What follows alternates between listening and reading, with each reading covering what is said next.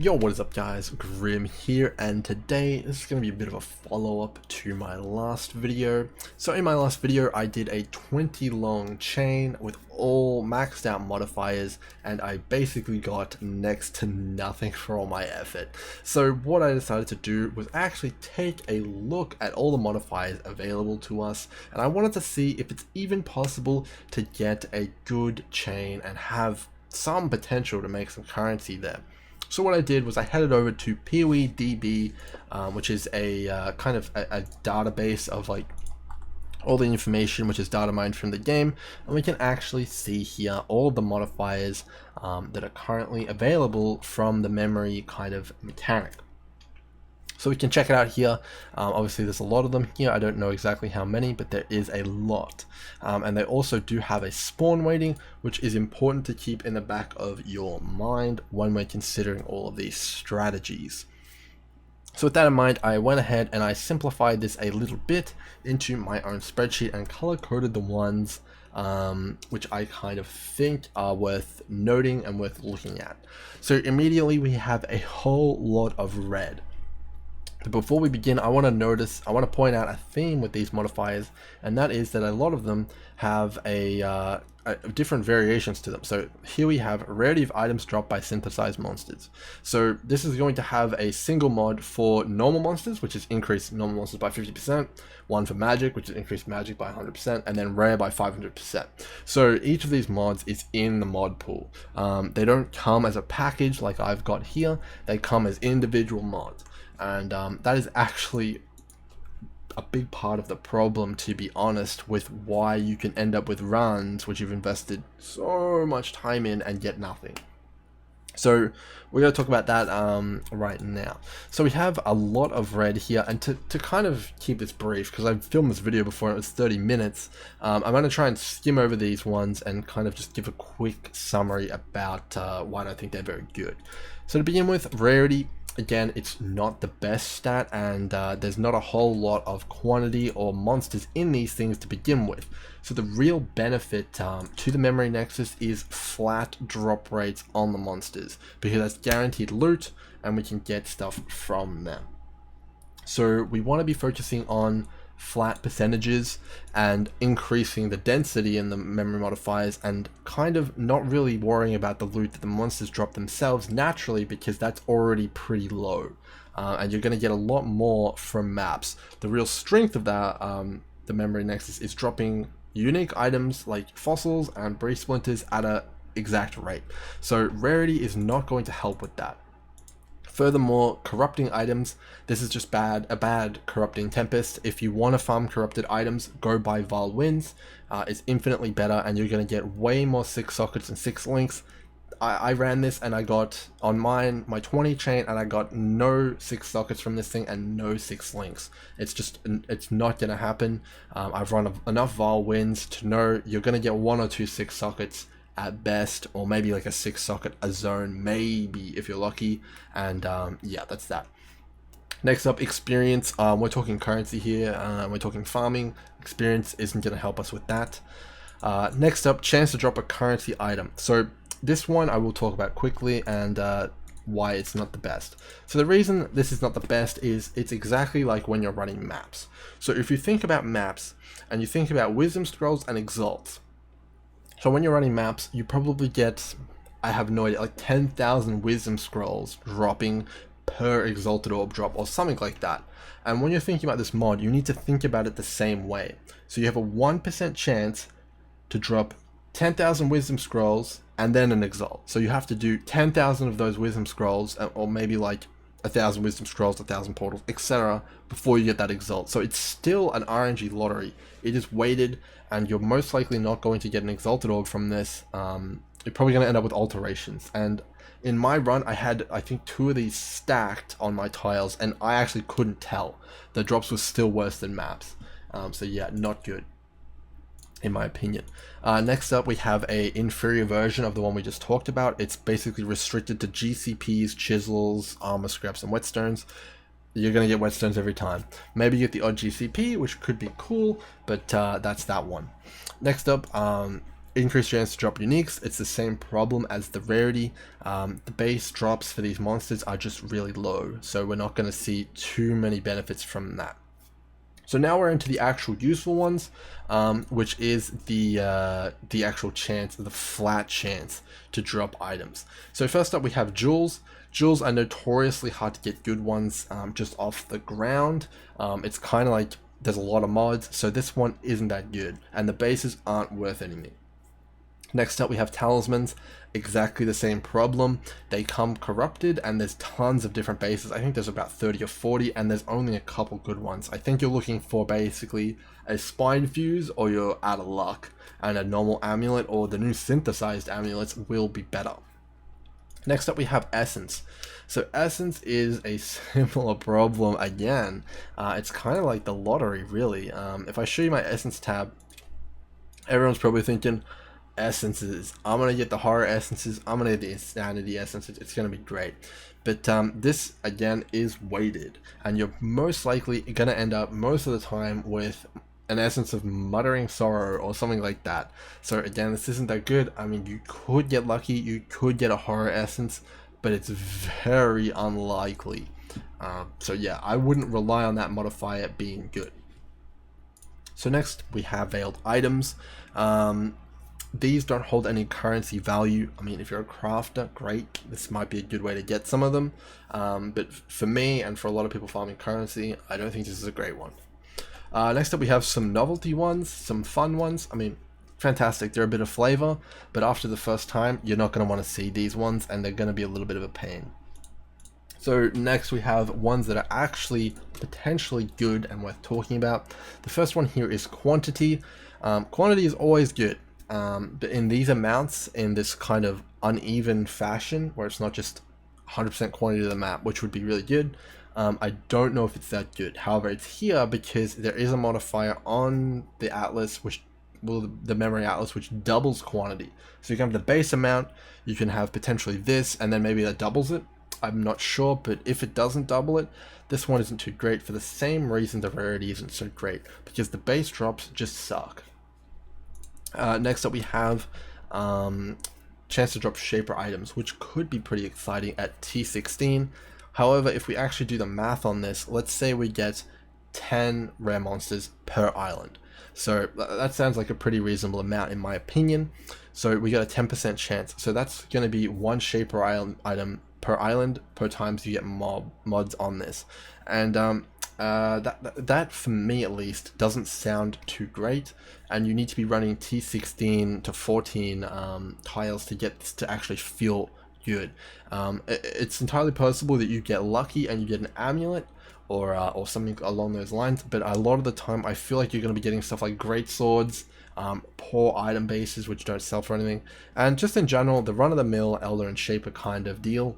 There's like 10 bad ones for every one that sells for 5C, and then there's 100 bad ones for every one that sells for like an Exalt, which again is a recurring theme I see here with these modifiers. Next up we have currency shards. It suffers again from the same problem. A lot of the time it's going to be alteration shards or anything like that. However, I will say that 100% chance to drop a shard, you will end up with Harbinger shards, you will end up with Horizon shards eventually, and maybe if you're lucky you might get an Exalted shard or two. But when we're talking about a few Exalted shards and we're sounding like that's good, we definitely have a problem here in my opinion. For the amount of time investment that you put in. So next up we have fractured items. Okay, so this one could definitely be good. If fractured items are good and they only come from synthesis, therefore they are limited because the mechanic is unfavorably looked upon currently, potentially there may be a large market for this, and this may allow you to farm those items quicker, which could be good. However, the drawback here is that it only works on decaying memory islands. So that is definitely a pretty large drawback because those are inherently hard to farm.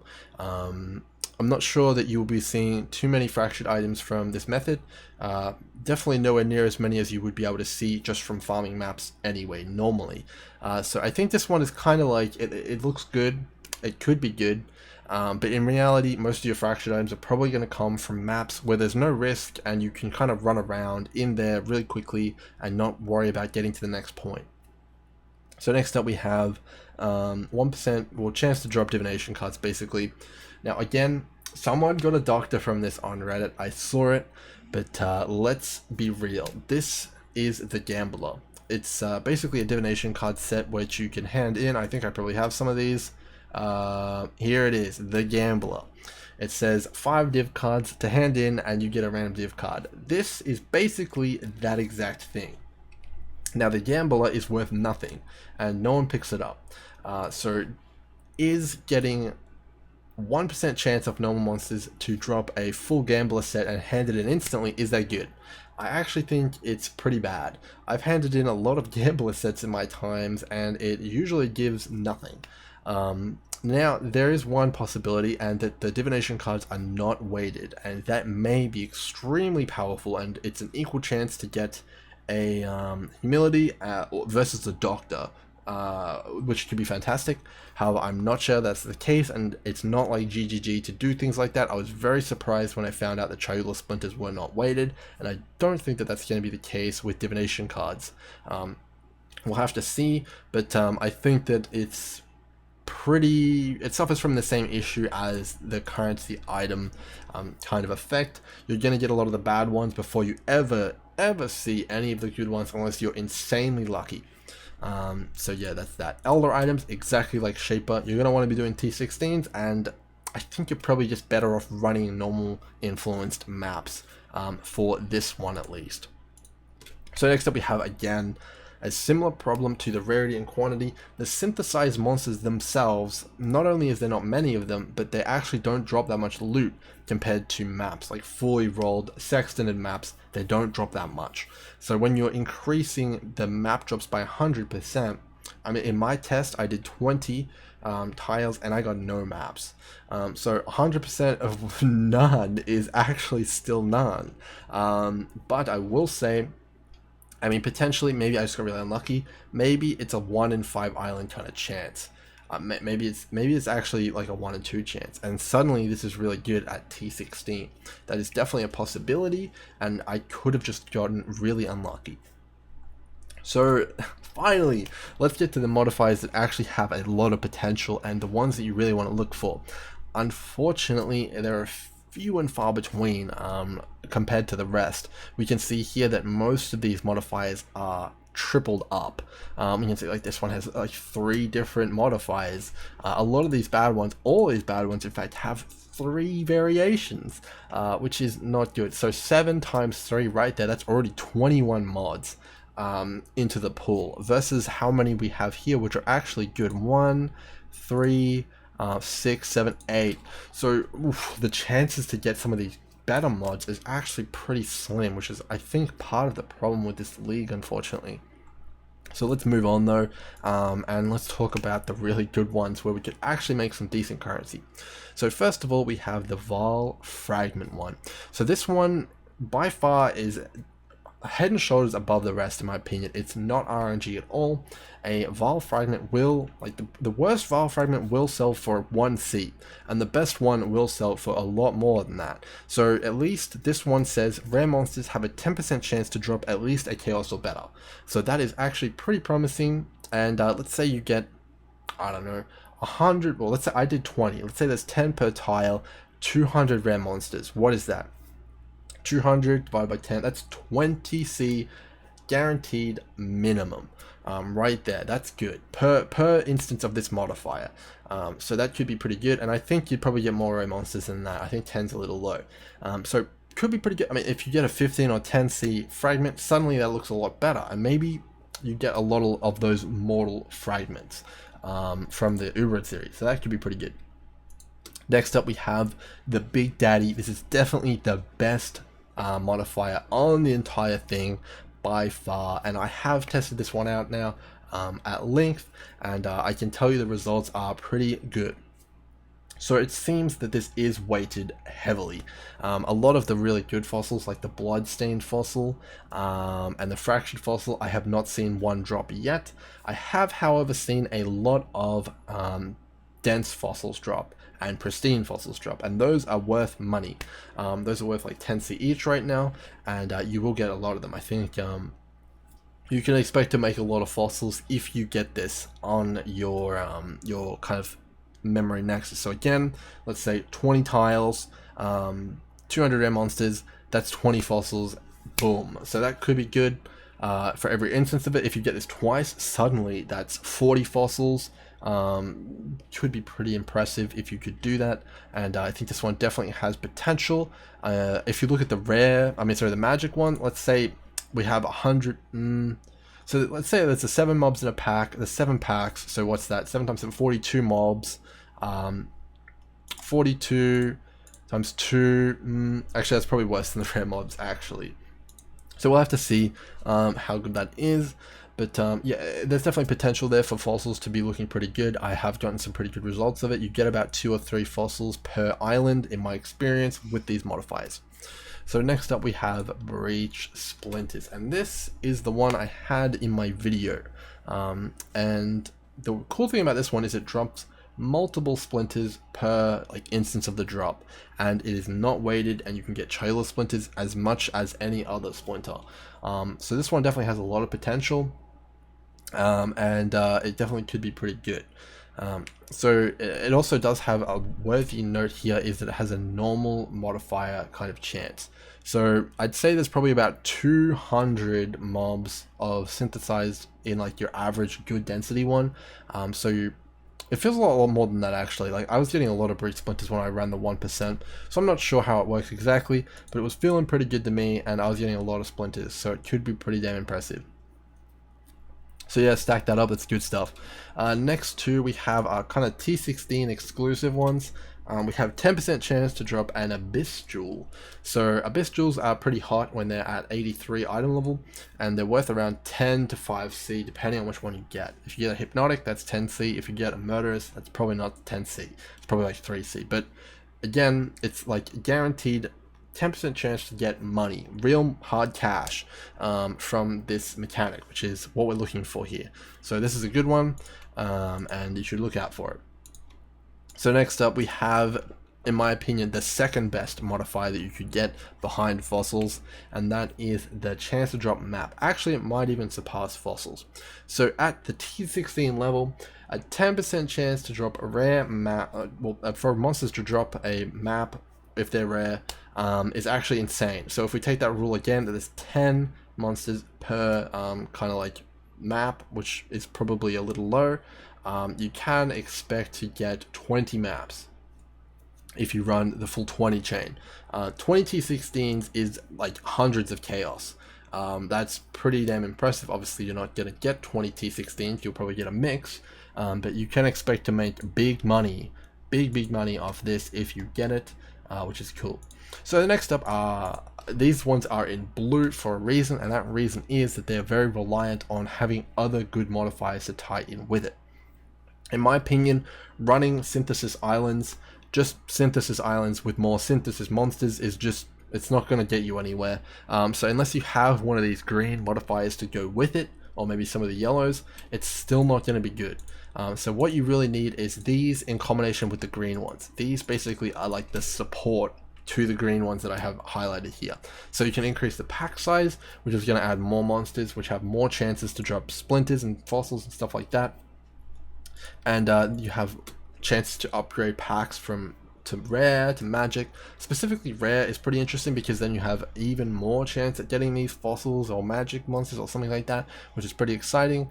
And then it's potentially pretty good. And 50% chance for synthesized rare packs to have an additional rare is actually deceptively insane. So suddenly that 10 rare monsters is actually 15. So now we have 1.5 T16s per, it kind of works like that, multiplying it, which is pretty cool. The next one we have here is contains synthesized chests. So I do have a few complaints about these. These are extremely hard to see in a map, so much so that if no one told you about them, you wouldn't know they exist. It's that bad. These need to be changed, reworked. They need to add a glow to it, a tag to it, something so that you can see it, make them bigger, I don't know. But these are really powerful when you do click on them. I had the normal one in my map of the 5 chests here for normal monsters, and it spawns about 3 or 4 packs worth of synthesized only monsters, which is extremely good. That's almost as much as in the map just from the chests. So if you get this modifier, you can essentially say double the amount of normal monsters in the tiles, which is extremely insane potentially. So these are really good, especially if you get the rare one. Let's just theorize that you get 3 rare monsters per pack. I mean, per chest. I mean, that's maybe a bit generous. I haven't run this one. And then you get 3 chests. That's 9. That's suddenly doubling the amount of rare monsters in the map. And then you can take those map drops and crank them up by twice. And suddenly you're getting 40 maps. So I think this is really where the big money comes in. Maybe. I haven't tested it yet, but this is possibly how it happens. So you need these blue ones with the green ones, and then it kind of multiplies together, and you can get some really good stuff. So the next one here is similar in kind of idea with the chests, but you're duplicating 10 rare monsters. So like let's say again you have 10, duplicate to 10, that's 20. Suddenly I know you get 2 red maps per kind of like go at the island, which is pretty cool.